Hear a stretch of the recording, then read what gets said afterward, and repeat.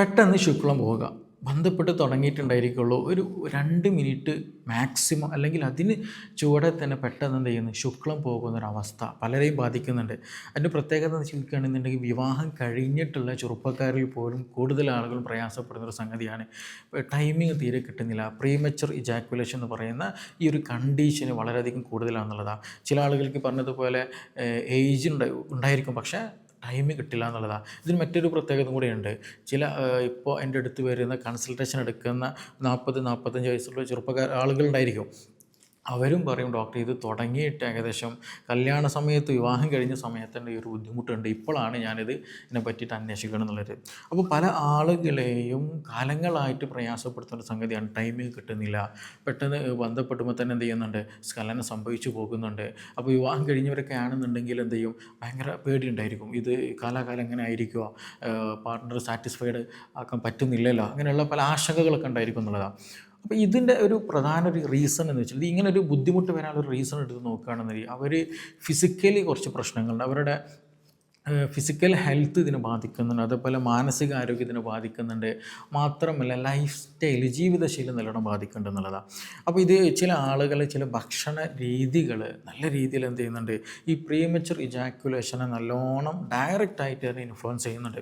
അപ്പോൾ എൻ്റെ അടുത്ത് വരുന്ന ആളുകളോട് ഞാൻ പൊതുവേ പറയാറുള്ളതാണ്, നിങ്ങൾ മെഡിസിൻ എടുക്കുന്നുണ്ടെങ്കിൽ അതിന് കൂടെ തന്നെ നിർബന്ധമായിട്ട് എന്ത് ചെയ്യണം, ലൈഫ് സ്റ്റൈല് നിങ്ങൾ ശ്രദ്ധിക്കണം. ഇല്ല എന്നുണ്ടെങ്കിൽ പല മാറ്റങ്ങൾ വീണ്ടും വരാൻ സാധ്യതയുണ്ടെന്നുള്ളത്. അപ്പോൾ ഇന്നത്തെ ഒരു പ്രധാന വിഷയം നമ്മൾ ഡിസ്കസ് ചെയ്യാൻ പോകുന്നത് ഈ ഒരു ടോപ്പിക് തന്നെയാണ്. നമുക്ക് എങ്ങനെയാണ് ഒരു ടൈമിങ് എക്സ്റ്റെൻഡ് ചെയ്യാൻ പറ്റുക, അതിനുള്ള ടെക്നിക്കുകൾ ഏതൊക്കെയാണുള്ളത്, അതുപോലെ ഏതൊക്കെ ഭക്ഷണങ്ങൾ നമ്മൾ ഒഴിവാക്കേണ്ടതുണ്ട്, ഏതൊക്കെ ഭക്ഷണം നമ്മൾ കൂടുതൽ കഴിക്കേണ്ടതുണ്ട്, അതുപോലെ എക്സസൈസുകൾ നമുക്ക് എന്തൊക്കെ ചെയ്യാൻ പറ്റും, ഏതൊക്കെ തെറാപ്പികൾ നമുക്ക് ചെയ്യാൻ പറ്റും, വീട്ടിൽ നിന്ന് തന്നെ ചെയ്യാൻ പറ്റുന്ന എക്സസൈസുകൾ ഏതൊക്കെ, തുടങ്ങിയ ഇതുമായി ബന്ധപ്പെട്ട വിഷയങ്ങളാണ് ഇന്ന് നമ്മൾ ഡിസ്കസ് ചെയ്യാൻ പോകുന്നത്. എൻ്റെ പേര് doctor Siraj, medical officer, QNB health care, Koduvally.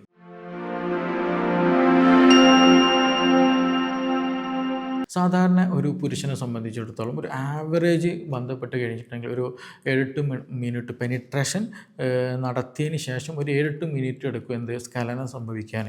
ചില ആളുകൾക്ക് എന്ത് ചെയ്യാറുണ്ട്, അത് ഒരു കൺട്രോൾഡായിട്ട് നല്ല രീതിയിൽ പ്രാക്ടീസ് ചെയ്തിട്ടുള്ള ഒരാളൊക്കെ ആണെന്നുണ്ടെങ്കിൽ, അത്യാവശ്യം നല്ലൊരു ബോഡി ഫിറ്റ്നസ് ഒക്കെ ഉണ്ട് എന്നുണ്ടെങ്കിൽ അത് ഒരു 20-30 മിനിറ്റ്സ് വരെയും പോകാറൊക്കെ ഉണ്ട് എന്നുള്ളതാണ് യാഥാർത്ഥ്യത.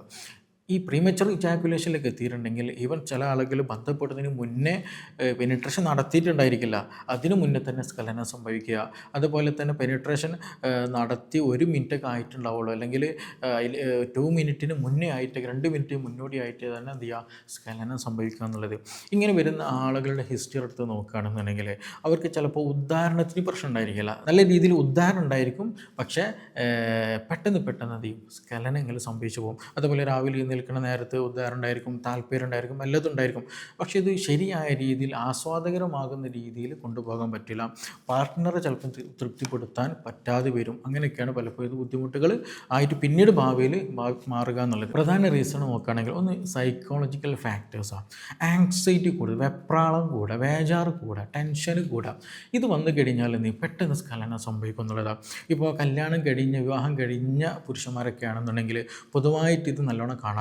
പിന്നീട് അതൊരു പ്രാക്ടീസ് ചെയ്ത് ഒരു 3-5-6 മാസം കണ്ടൊക്കെ എത്തുന്ന സമയത്ത് അതിനനുസരിച്ച് ഗ്രാജ്വലി എന്ത് ചെയ്യും, മെല്ലെ ടൈമിങ്ങിലേക്ക് കൂടി വരുന്നത് നമുക്ക് കാണാൻ പറ്റുന്നുള്ളതാണ്. അപ്പോൾ പലരും വളരെ ടെൻഷനായിട്ട് എന്നെ വിളിക്കാറുണ്ട്, ഡോക്ടർ എങ്ങനെയൊക്കെയാണ് പ്രശ്നം, വിവാഹം കഴിഞ്ഞിട്ട് 2 മാസമൊക്കെ ആയിട്ടുള്ളൂ, എൻ്റെ വൈഫ് ഇങ്ങനെ ചോദിക്കുന്നുണ്ട്, അതെന്താ അങ്ങനെ പെട്ടെന്ന് ഇതായി പോണത്, ടൈമിംഗ് ഒന്നും കിട്ടുന്നില്ലല്ലോ, എന്ത് പറ്റി, എന്ത് പ്രശ്നമുണ്ടോ, എന്തെങ്കിലും ബുദ്ധിമുട്ടുണ്ടോ എന്നുള്ള രീതിയിലൊക്കെ ചോദിക്കുന്നുണ്ട് എൻ്റെ പാർട്ട്ണർ എന്നോട്, ഞാനാകെ ടെൻഷനാണെന്നുള്ള രീതിയിൽ എന്നുള്ളത്. അപ്പോൾ ഇത് ബഹുഭൂരിപക്ഷം ന്യൂലി കപ്പിൾസിന് കണ്ടുവരുന്നൊരു സംഗതിയാണ്. ആങ്സൈറ്റി റിലേറ്റഡ് ആയിട്ട് എന്ത് വരിക, ഈ ഒരു പെട്ടെന്ന് സ്ഖലനം സംഭവിക്കുക പോകുന്നത്. അവർക്ക് ഉദാഹരണം ഉണ്ടായിരിക്കും, വേറെ പ്രശ്നങ്ങളൊന്നും ഉണ്ടായിരിക്കില്ല, പക്ഷെ എന്ത് ചെയ്യും, പെട്ടെന്ന് സ്ഖലനം സംഭവിക്കുക എന്നുള്ളതാണ് ഒരു പ്രധാന റീസൺ. അതിന് ഈ പറഞ്ഞതുപോലെ ആങ്സൈറ്റി റിലേറ്റഡ് ആയിട്ടുള്ള ഒരു ബുദ്ധിമുട്ട്, അല്ലെങ്കിൽ സ്ട്രെസ് റിലേറ്റഡ് ആയിട്ടുള്ള പ്രശ്നമുള്ള ആളുകൾക്ക് എന്ത് ചെയ്യും, ഇത് നല്ലോണം രീതിയിൽ കണ്ടുവരുന്നുള്ളതാണ്. അത് ഈവൻ ചില ആളുകളുണ്ട്, പെട്ടെന്ന് ദേഷ്യപ്പെടുന്ന ആളുകൾ, പെട്ടെന്ന് ബോഡി നല്ല രീതിയിൽ ഹൈപ്പർ ആക്ടിവിറ്റി ഉള്ള ആളുകൾക്കൊക്കെ ഇത് പൊതുവേ എന്ത് ചെയ്യും, ചെയ്യും ഇങ്ങനെയുള്ള പ്രശ്നങ്ങൾ കണ്ടുവരാറുണ്ട് എന്നുള്ളതാണ്. അപ്പോൾ ഒന്ന് എന്ത് ചെയ്യുക, ആങ്സൈറ്റി റിലേറ്റഡ് ആയിട്ട് അവർക്ക് വരും, അല്ലെങ്കിൽ സൈക്കോളജിക്കൽ റിലേറ്റഡ് ആയിട്ട് പ്രശ്നങ്ങൾ കണ്ടുവരിക എന്നുള്ളതാണ്. രണ്ട് വരുന്നത് ഫിസിയോളജിക്കൽ എന്ന് ശാരീരികമായിട്ട് നോക്കുകയാണെന്നുണ്ടെങ്കിൽ ചില ആളുകൾക്ക് ഹൈപ്പർ സെൻസിറ്റിവിറ്റി ആയിരിക്കും. അതായത് ആ ഒരു പുരുഷൻ്റെ ലിംഗത്തുമ്മിൽ ഭയങ്കരമായിട്ടുള്ള സെൻസിറ്റിവിറ്റി ആവും. ജസ്റ്റ് ഒരു ടച്ച് ചെയ്യുമ്പോൾ തന്നെ എന്ത് ചെയ്യും, ബോഡി ഭയങ്കര സെൻസിറ്റീവ് ചെയ്തിട്ട് അല്ലെങ്കിൽ നല്ല രീതിയിൽ പ്രതികരിച്ചു പോകുന്ന ഒരു കണ്ടീഷൻ വരും എന്നുള്ളത്. അപ്പോൾ അങ്ങനെ വരുന്ന അങ്ങനെ വന്നു കഴിഞ്ഞാൽ എന്താ സംഭവിക്കുക, ജസ്റ്റ് ഒരു ടച്ചിങ് ആകുന്ന സമയത്ത് തന്നെ ഭയങ്കര നല്ല രീതിയിൽ എന്ത് ചെയ്യാറും ഈ പറഞ്ഞ സെൻസേഷൻ ഫീൽ ചെയ്യും, പെട്ടെന്ന് സ്ഖലനം സംഭവിക്കാനുള്ള സാധ്യത വളരെ വളരെ കൂടുതലാണെന്നുള്ളതാണ്. ഇനി മൂന്നാമത് റീസൺ എടുത്ത് നോക്കുകയാണെങ്കിൽ ജെനറ്റിക്സ്, പാരമ്പര്യമായിട്ട് കണ്ടുവരാറുണ്ട്. പാരമ്പര്യമായിട്ട് ഇതുമായി ബന്ധപ്പെട്ട സെക്ഷൻ റിലേറ്റഡ് ആയിട്ട് ഇങ്ങനെ ഒരു ഇഷ്യൂ ഉണ്ടെന്നുണ്ടെങ്കിൽ അതിനുള്ളൊരു സാധ്യതയും നമുക്ക് തള്ളിക്കളയാൻ പറ്റില്ല, അങ്ങനെയും കണ്ടുവരാറുണ്ട് എന്നുള്ളതാണ്. അപ്പോൾ ഇതാണ് പ്രധാനമായിട്ടും എടുത്ത് നോക്കുക റീസൺ. അതിൻ്റെ കൂടെ തന്നെ ചില ആളുകൾക്ക് ചില ഹോർമോൺ റിലേറ്റഡ് ആയിട്ടുള്ള എന്തെങ്കിലും ബുദ്ധിമുട്ടുകൾ ഉണ്ടെങ്കിൽ അതുമൂലം ഈ പറഞ്ഞതുപോലെ ബുദ്ധിമുട്ടുകൾ റയറായിട്ട് കണ്ടുവരാറുണ്ട്. പക്ഷേ മോസ്റ്റ്ലി എടുത്ത് നോക്കുകയാണെങ്കിൽ നമുക്ക് ഈ സൈക്കോളജിക്കലിയാണ്, അതുപോലെ ഈ ഹൈപ്പർ സെൻസിറ്റിവിറ്റി റിലേറ്റഡ് ആയിട്ടാണ് പലപ്പോഴും ഇത് കണ്ടുവരാറുള്ളത് എന്നുള്ളതാണ്. അപ്പോൾ ഒരു സംശയമുണ്ട്, ഇതെങ്ങനെ നമുക്കത് സോൾവ് ചെയ്യാം എന്നുള്ളത്. അപ്പോൾ അതുപോലെ ഇതെങ്ങനെയാണ് നമുക്കത് ഐഡൻറ്റിഫൈ ചെയ്യാം എന്നുള്ള ഒരു കൺഫ്യൂഷൻ ഉണ്ടായിരിക്കും എന്നുള്ളതാണ്. ഇപ്പോൾ ഹൈപ്പർ സെൻസിറ്റിവിറ്റിയുടെ കേസ് എടുത്ത് നോക്കുകയാണെന്നുണ്ടെങ്കിൽ ഇങ്ങനെയുള്ള ആളുകൾ കോണ്ടം എന്തെങ്കിലും യൂസ് ചെയ്യുന്ന സമയത്ത് എന്ത് ചെയ്യും, ഒരു കുറച്ചും കൂടെ ടൈമിങ് കിട്ടും എന്നുള്ളതാണ്. അതാണ് ഇതിൻ്റെ പ്രത്യേകത. അപ്പോൾ കോണ്ടം യൂസ് ചെയ്യുന്ന സമയത്ത് എന്താണ്, നമ്മൾ ആ ഒരു പുരുഷ ലിംഗത്തിന് മുകളിൽ ഒരു കവറിങ് വരുന്നുണ്ട്. അപ്പോൾ ആ കവറിങ് വരുന്ന സമയത്ത് ഡയറക്റ്റ് ഒരു സ്റ്റിമുലേഷൻ എവിടേക്ക് എത്തില്ല, ലിംഗത്തിലേക്ക് എത്തില്ല. അപ്പോൾ അങ്ങനെ വരുന്ന സമയത്ത് എന്ത് ചെയ്യും, ബന്ധപ്പെടാൻ കുറച്ചും കൂടെ ഒക്കെ ഒരു കൂടുതൽ ടൈമിങ് നമുക്ക് ലഭിക്കും എന്നുള്ളതാണ്. അപ്പോൾ ഈ എന്ത് ചെയ്യുക, നിങ്ങൾ കോണ്ടം ഒന്ന് ട്രൈ ചെയ്ത് നോക്കുക. അതിൽ ടൈമിങ് കിട്ടുന്നുണ്ടെങ്കിൽ ഒന്ന് മനസ്സിലാക്കാം ഹൈപ്പർ സെൻസിറ്റിവിറ്റിക്കുള്ള സാധ്യത കൂടുതലാണെന്നുള്ളതാണ്. അത് വലിയൊരു അസുഖമൊന്നുമല്ല, നമുക്ക് എന്ത് ചെയ്താൽ മതി, ജസ്റ്റ് ഒന്ന് കൺട്രോൾ ചെയ്തിട്ട് നല്ല അതിനനുസരിച്ചിട്ടുള്ള സെക്ഷൽ ലൈഫ് നമ്മൾ കൊണ്ടുപോയാൽ നമുക്ക് നല്ല രീതിയിൽ ടൈമിങ് കൂട്ടിയെടുക്കാൻ പറ്റുന്നതാണ്. അതേപോലെ തന്നെ ഞാൻ പലപ്പോഴും ഒരു കാര്യം കൂടെ അതിൽ പ്രധാനമായിട്ട് ഇമ്പോർട്ടൻ്റ് ഉണ്ട്. മറ്റൊന്ന് ഉറക്കം വളരെ വളരെ ഇമ്പോർട്ടൻ്റാണ്. ഉറക്കം കുറവുള്ള ആളുകൾക്ക് പെട്ടെന്ന് സ്ഖലനം സംഭവിക്കുന്നുള്ളതാണ്. പെട്ടെന്ന് സ്ഖലനം സംഭവിക്കുക മാത്രമല്ല നല്ല രീതിയിൽ ക്ഷീണം അവരിൽ ഉണ്ടാകുന്നുള്ളതാണ്. ഞാൻ നേരത്തെ പറഞ്ഞില്ല, ബോഡിയിൽ ഭയങ്കര ഹൈപ്പർ ആക്ടിവിറ്റി വരിക, അല്ലെങ്കിൽ പെട്ടെന്ന് ദേഷ്യപ്പെടുന്നത് കൂടുതൽ വരിക, പെട്ടെന്ന് ബോഡി ഓൾറെഡി ഒരു കമ്പാരിറ്റീവ് നല്ല ഹീറ്റ് പ്രകൃതമുള്ള ആളുകൾക്കൊക്കെ ആണെന്നുണ്ടെങ്കിൽ ഇത് നല്ല രീതിയിൽ വരും. അപ്പോൾ ഈ ഉറക്കം കുറവ് വന്നു കഴിഞ്ഞാൽ ഈ പ്രശ്നം നല്ല രീതിയിൽ കണ്ടുവരും. ഈ പറഞ്ഞതുപോലെ പെട്ടെന്ന് ദേഷ്യം കൂടും, ഗ്യാസ്ട്രിക് ഇറിറ്റേഷൻ നല്ലവണ്ണം ഉണ്ടായിരിക്കും, ദഹന സംബന്ധമായ പ്രയാസങ്ങളുണ്ടായിരിക്കും, ഇടയ്ക്കിടയ്ക്ക് മുറിവ് വരുന്ന അവസ്ഥകൾ വരിക. അതേപോലെ തന്നെയാണ് പെട്ടെന്ന് സ്ഖലനം എന്ത് ചെയ്യും സംഭവിച്ചു പോകുന്നുള്ളത്. ഞാൻ പൊതുവെ പറയാറുണ്ട്, നമ്മൾ ഒരു ആളിക്കത്തുന്ന തീ ഉണ്ടായിരിക്കും, നല്ല ഫ്ലെയിംസൊക്കെ വരുന്ന തീ, ആ തീയുടെ പ്രത്യേകത അങ്ങനെ ആളിക്കത്തുന്ന തീ എന്ത് ചെയ്യും, പെട്ടെന്ന് എന്ത് ചെയ്യും കെട്ടുപോകുന്ന ഒരു സാഹചര്യം. ജസ്റ്റ് ഒരു കാറ്റടിച്ചാൽ തന്നെ എന്ത് ചെയ്യും, അത് പെട്ടെന്ന് കെട്ടുപോകും. അപ്പോൾ അങ്ങനെ ഒരു ജസ്റ്റ് ഒരു തീ കത്തിച്ചിട്ടുണ്ടെങ്കിൽ നമുക്കതൊന്നും ഉപകാരമൊന്നും ഉണ്ടാവില്ല. ഒന്നുകിൽ കുക്കിംഗ് ചെയ്യാനോ അല്ലെങ്കിൽ പ്രത്യേകത്തിൽ ഒരു തീ കൊള്ളാനോ ഒന്നിനെ കൊണ്ട് ആ ഒരു തീനെ കൊണ്ട് നമുക്ക് ഉപകാരം ഉണ്ടായിരിക്കില്ല. പക്ഷേ ഹീറ്റ് നല്ല രീതിയിൽ കിട്ടണമെന്നുണ്ടെങ്കിൽ, നല്ല രീതിയിൽ അത് ഉപയോഗപ്പെടണം എന്നുണ്ടെങ്കിൽ എന്തായിരിക്കും, ഈ പറഞ്ഞതുപോലെ കനലായിട്ട് കിടക്കണം, എങ്കിലും നമുക്കത് കുക്കിങ്ങിനായാലും ചൂട് കൊള്ളാനായാലും അതിനൊക്കെ സാധിക്കുള്ളൂ എന്നുള്ളതാണ്. അപ്പോൾ ഈ പ്രീമച്ചർ ഇജാക്കുലേഷൻ്റെ കേസും അങ്ങനെ തന്നെയാണ്. പെട്ടെന്ന് നല്ല രീതിയിൽ ഉദാഹരണം കിട്ടും, പെട്ടെന്ന് എന്ത് ചെയ്യും കെട്ടുപോകുന്ന ഒരവസ്ഥ, പെട്ടെന്ന് ഡൗൺ ആയി പോകുന്നുള്ളതാണ്. അപ്പോൾ ഈ പ്രീമച്ചർ ഇജാക്കുലേഷനുള്ള ആളുകളുടെ ഇതെടുത്ത് നോക്കിയിട്ടുണ്ടെങ്കിൽ ഈ പറഞ്ഞതുപോലെ പെട്ടെന്ന് ദേഷ്യപ്പെടുക, പെട്ടെന്ന് ഡിപ്രഷൻ അടിച്ചു പോവുക, പിന്നെ അൺവാണ്ടഡ് ആയിട്ട് ഓവർ തോട്ട്സുകൾ നല്ല രീതിയിൽ വരിക, അതുപോലെ ഗ്യാസ് ഇറിറ്റേഷൻ, ബേണിംഗ് സെൻസേഷനുകൾ, അങ്ങനെയുള്ള പ്രശ്നങ്ങൾ നല്ല രീതിയിൽ കൂടുതൽ വരിക. അതേപോലെ ബോഡി ടെമ്പറേച്ചർ കമ്പാരിറ്റീവിൽ എന്ത് ചെയ്യും, കുറച്ചൊരു കൂടുതൽ പോലെ ഫീൽ. ചില ആളുകൾ പറയില്ല, നമ്മൾ തൊട്ട് നോക്കുമ്പോൾ തന്നെ എൻ്റെ ബോഡി നല്ല ചൂടുണ്ടല്ലോ എന്നുള്ളത്. കാര്യത്തിൽ അയാൾക്ക് പനിയൊന്നും ഉണ്ടായിരിക്കില്ല, പക്ഷേ അങ്ങനെ ഉണ്ടായിരിക്കുക. അപ്പോൾ ഇതൊക്കെ അവരിൽ പൊതുവായിട്ട് കാണുന്ന ചില അടയാളങ്ങളാണെന്നുള്ളത്. എല്ലാവർക്കും ഉണ്ടാകുന്നില്ല, പക്ഷേ ബഹുഭൂരിപക്ഷം ആളുകളിലും കണ്ടുവരാറുണ്ടെന്നുള്ളതാണ്. അപ്പോൾ ആ ഒരു തീ അല്ലെങ്കിൽ ആ ഒരു കണ്ടീഷനെ നമുക്ക് എന്ത് ചെയ്യാം, ഒന്ന് നോർമലൈസ് ചെയ്യാൻ പറ്റുകയാണെന്നുണ്ടെങ്കിൽ നല്ല രീതിയിൽ എന്ത് ചെയ്യാൻ പറ്റും, സെക്ഷൽ ലൈഫ് ആസ്വദിക്കാൻ പറ്റും എന്നുള്ളത് തന്നെയാണ്. അപ്പോൾ ഇതൊക്കെയാണ് പ്രധാന കാരണങ്ങൾ എടുത്ത് നോക്കുകയാണെന്നുണ്ടെങ്കിൽ. ഇനി നമുക്ക് ഭക്ഷണങ്ങൾ നമുക്ക് ഏതൊക്കെ എടുത്ത് ഒഴിവാക്കണം ചോദിക്കുകയാണെങ്കിൽ ഈ പറഞ്ഞ കാര്യങ്ങൾ നിർബന്ധമായിട്ട് നിങ്ങൾ ഒഴിവാക്കണം. പ്രീമച്ചർ ഇജാക്കുലേഷൻ നിങ്ങൾക്ക് കൂടുതലായിട്ട് വരുന്നുണ്ടെങ്കിൽ ഞാൻ ഈ പറയുന്ന ഭക്ഷണങ്ങൾ നിർബന്ധമായിട്ട് നിങ്ങൾ മാറ്റിവെക്കുക.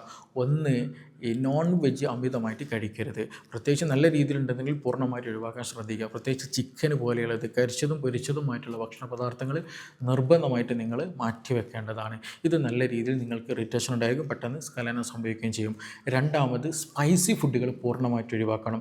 അത് എരിവ് കൂടി ഏത് തരം, പ്രത്യേകിച്ച് എടുത്ത് പറയാനുള്ളത് ചുവന്ന മുളക്, അതുപോലെ ചീനമുളക്, പച്ചമുളക്, ഈ മുളക് പൊടി, ഇതൊക്കെ ഉണ്ടല്ലോ, ഇത് പൂർണ്ണമായിട്ട് നിങ്ങൾ മാറ്റി വെക്കുക എന്നുള്ളതാണ്. ഇതും നല്ല രീതിയിൽ നിങ്ങൾക്ക് ഇറിറ്റേഷൻ ഉണ്ടാകും, പെട്ടെന്ന് സ്ഖലനം വരുത്തും എന്നുള്ളതാണ്. മറ്റൊന്നാണ് ഈത്തപ്പഴം കൂടുതലായിട്ട് നിങ്ങൾ കഴിക്കരുത്. ഉദാഹരണം കുറവുള്ള ആളുകൾക്ക് ഈത്തപ്പഴം നല്ല രീതിയിൽ ഹെൽപ്പ് ചെയ്യുന്നതാണ്. പക്ഷേ നിങ്ങൾ ഡേറ്റ്സ് കൂടുതലായിട്ട് എടുക്കുന്ന ചില ആളുകൾക്ക് നല്ല രീതിയിൽ എന്ത് ചെയ്യും, പെട്ടെന്ന് സ്ഖലനം സംഭവിക്കുന്നത് കാണാൻ പറ്റും. അപ്പോൾ അതുകൊണ്ട് തന്നെ പ്രീമച്വർ ഇജാക്കുലേഷൻ ഉള്ള ആളുകൾ എന്ത് ചെയ്യുക, ഈ പറഞ്ഞതുപോലെ ഡേറ്റ്സ് അമിതമായിട്ട് എടുക്കുന്ന ശീലം ഉണ്ടെങ്കിൽ അത് ഒഴിവാക്കാൻ ശ്രദ്ധിക്കുക എന്നുള്ളതാണ്. മറ്റൊന്നാണ് മുരിങ്ങ നിങ്ങൾ ശ്രദ്ധിക്കണം. പലപ്പോഴും നമ്മൾ സെക്ഷൽ ഹെൽത്തിൽ ഡിസ്കസ് ചെയ്യുന്ന സംഗതിയാണ് മുരിങ്ങ വളരെ നല്ലതാണെന്നുള്ളത്.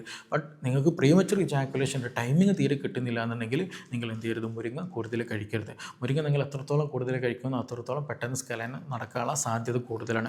അതേസമയം നിങ്ങൾക്ക് ഉദാഹരണക്കുറവുണ്ടെന്നുണ്ടെങ്കിൽ മുരിങ്ങ വളരെ നല്ല ബെനിഫിഷ്യലാണ്. ഉദാഹരണം കൂട്ടാൻ അത് നന്നായിട്ട് അത് ഹെൽപ്പ് ചെയ്യുന്നതും കൂടെ തന്നെയാണ്. അപ്പോൾ ഈ പറഞ്ഞ ഭക്ഷണങ്ങൾ നല്ല രീതിയിൽ നിങ്ങൾ ശ്രദ്ധിക്കേണ്ടതാണ്. കാരണം ഇത് നിങ്ങൾ കൂടുതലായിട്ട് എടുക്കുന്നുണ്ടെങ്കിൽ നിങ്ങളെ നല്ല രീതിയിൽ എന്ത് ബാധിക്കും, പ്രീമച്വർ ഇജാക്കുലേഷൻ, പെട്ടെന്ന് സ്ഖലനം നടക്കാനുള്ള സാധ്യത വളരെ കൂടുതലാണ്. ഇതിന് ബദലായിട്ട് അത് പ്രീമച്വർ ഇജാക്കുലേഷൻ നിങ്ങൾ കുറയ്ക്കാൻ സഹായിക്കുന്ന കുറച്ച് ഭക്ഷണങ്ങൾ നോക്കുകയാണെന്നുണ്ടെങ്കിൽ നിങ്ങൾ നല്ല രീതിയിൽ കക്കരി കഴിക്കുക. കുക്കുംബർ ഉണ്ടല്ലോ, അത് നല്ല രീതിയിൽ പച്ചക്ക് തന്നെ ചവച്ചരച്ച് കഴിക്കാൻ ശ്രദ്ധിക്കുക എന്നുള്ളതാണ്. അതുപോലെ ഭക്ഷണത്തിൽ പാലുൽപ്പന്നങ്ങൾ അല്ലെങ്കിൽ തൈര് പോലെയുള്ളതൊക്കെ എന്ത് ചെയ്യുക, നല്ല രീതിയിൽ കഴിക്കുക എന്നുള്ളതാണ്. അത് നല്ല രീതിയിൽ എന്ത് ചെയ്യും, നിങ്ങളെ ഒരു കാംനെസ് നിങ്ങളുടെ ബോഡിയിൽ നല്ല രീതിയിൽ കൊണ്ടുവരാൻ സഹായിക്കും എന്നുള്ളതാണ്. മറ്റൊന്നാണ് കാമോമൈൽ ടീ നിങ്ങൾ ഭക്ഷണത്തിൽ ഉൾപ്പെടുത്തുക എന്നുള്ളതാണ്. അതൊരു ഫ്ലവറാണ്. അതെന്ത് ചെയ്യുക, അതിൻ്റെ ഫ്ലവറും ലീവ്സൊക്കെ യൂസ് ചെയ്യാറുണ്ട്. ഫ്ലവർ നല്ല രീതിയിൽ യൂസ് ചെയ്യാൻ പറ്റുന്നതാണ്. അതുകൊണ്ട് ജസ്റ്റ് എന്ത് ചെയ്യുക, ഒരു ചൂടുവെള്ളത്തിലിട്ട് സോക്ക് ചെയ്തതിന് ശേഷം അത് കുടിക്കുന്നത് നല്ല ബെനിഫിഷ്യലാണ്. അത് മാത്രമല്ല, ഇനി അത് കിട്ടില്ല എന്നുണ്ടെങ്കിൽ കൺഫ്യൂഷൻ ആവേണ്ട, നല്ല രീതിയിൽ വെള്ളം കുടിക്കണം കേട്ടോ. കാരണം ഈ വെള്ളം കൂടി കുറഞ്ഞ ആളുകളിലും ഈ പ്രശ്നം കണ്ടുവരാറുണ്ട്. അപ്പോൾ നല്ല രീതിയിൽ ദിവസം ഒരു 2 മുതൽ 3 ലിറ്റർ വരെ നിർബന്ധമായിട്ട് നിങ്ങൾ എന്ത് ചെയ്യുക, ദിവസം വെള്ളം കുടിക്കാൻ ശ്രദ്ധിക്കുക എന്നുള്ളതാണ്. മറ്റൊന്ന് നമ്മുടെ മാതളപ്പഴം ഉണ്ടല്ലോ, അനാർ എന്ന് പറയുന്നത്, അത് നല്ല രീതിയിൽ ഹെൽപ്പ് ചെയ്യുന്നു. ടൈമിങ്ങിന് നല്ല രീതിയിൽ ഹെൽപ്പ് ചെയ്യും. നമ്മൾ സെക്ഷൽ ബൂസ്റ്റിങ്ങിനും അത് നന്നായിട്ട് ഹെൽപ്പ് ചെയ്യുന്നതാണ്. അപ്പോൾ അത് ദിവസം 1 കഴിക്കുകയാണെങ്കിൽ വളരെ നല്ലതാണ്. അതുപോലെ നെല്ലിക്ക വളരെ നന്നായിട്ട് ഹെൽപ്പ് ചെയ്യുന്നതാണ്. നെല്ലിക്ക കഴിക്കുമ്പോൾ ശ്രദ്ധിക്കണം, നമ്മൾ ഉപ്പിലിട്ട് കഴിക്കരുത്, അല്ലെങ്കിൽ ഉപ്പ് കുത്തി കഴിക്കരുത്. സാധാരണ ചവച്ചരച്ച് 1-2 നെല്ലിക്ക ദിവസം കഴിക്കുകയാണെങ്കിൽ നിങ്ങളുടെ ഗ്യാസ്ട്രിക് പ്രശ്നമുണ്ടെങ്കിൽ അത് ഹീലാവാനും അതുപോലെ സെക്ഷൽ ബൂസ്റ്റിങ്ങിനും ടൈമിങ് കിട്ടാനൊക്കെ അത് നന്നായിട്ട് ഹെൽപ്പ് ചെയ്യും എന്നുള്ളതാണ്. അപ്പോൾ ഇത് ഭക്ഷണത്തിൽ എന്ത് ചെയ്യണം, നിങ്ങൾ നിർബന്ധമായിട്ടും മാറ്റങ്ങൾ കൊണ്ടുവരാമെന്നുള്ളതാണ്. അതേപോലെ തന്നെ എന്താ വെച്ചാൽ നമുക്ക് ചില സപ്ലിമെൻറ്റുകളുണ്ട്. അപ്പോൾ അത് മാർക്കറ്റിൽ നമുക്ക് അവൈലബിൾ ആയിട്ടുള്ളതാണ് സപ്ലിമെൻറ്റുകൾ കാര്യങ്ങളൊക്കെ. അത് എടുത്ത് നോക്കുകയാണെങ്കിൽ നമ്മൾ സിങ്ക് അടങ്ങിയിട്ടുള്ള സീഡ്സുകളൊക്കെ എന്ത് ചെയ്യുക, പംകിൻ സീഡ്സുകളൊക്കെ കഴിക്കുകയാണെന്നുണ്ടെങ്കിൽ വളരെ നല്ലതാണ്. അതുപോലെ ആൽമണ്ട് പോലെയുള്ള ഡ്രൈ ഫ്രൂട്ട്സുകൾ, ഞാൻ ഈത്തപ്പഴത്തിൻ്റെതാണ് നിങ്ങൾ കുറക്കണം എന്ന് പറഞ്ഞത്, പക്ഷേ നിങ്ങൾക്ക് എന്ത് ചെയ്യാം, ആൽമണ്ട്, ബദാം, പിസ്ത, കശുവണ്ടി പോലെയുള്ളതൊക്കെ ഭക്ഷണത്തിൽ നല്ലോണം ഉൾപ്പെടുത്തുക. അതുപോലെ വൈറ്റമിൻസ് അടങ്ങിയിട്ടുള്ള, ഞാൻ നേരത്തെ നെല്ലിക്ക് ഒരു എക്സാമ്പിൾ പറഞ്ഞു, അതുപോലെ മറ്റു ഓറഞ്ച് പോലെയുള്ളതും നമുക്ക് എന്ത് ചെയ്യാം, നമുക്ക് നല്ല രീതിയിൽ ഉൾപ്പെടുത്താൻ പറ്റുന്ന സർക്കുലേഷൻ കൂട്ടാനും അതുപോലെ സെക്ഷൽ താല്പര്യങ്ങൾ കൂട്ടാനൊക്കെ അത് നന്നായിട്ട് ഹെൽപ്പ് ചെയ്യും. ഓവറോൾ ബോഡി ഹെൽത്ത് നന്നാക്കാനും അത് നന്നായിട്ട് ഹെൽപ്പ് ചെയ്യുന്നതാണ്. അതുപോലെ വത്തക്കയുണ്ട്, നമ്മൾ തണ്ണിമത്തന്, അതും നല്ല രീതിയിൽ താല്പര്യങ്ങൾ ഉണ്ടാക്കാനും അതുപോലെ ടൈമിങ് കൂട്ടാനൊക്കെ എന്ത് ചെയ്യും, അത് നന്നായിട്ട് ഹെൽപ്പ് ചെയ്യുന്നത് തണ്ണിമത്തൻ കഴിക്കുക എന്ന് പറയുന്നതൊക്കെ.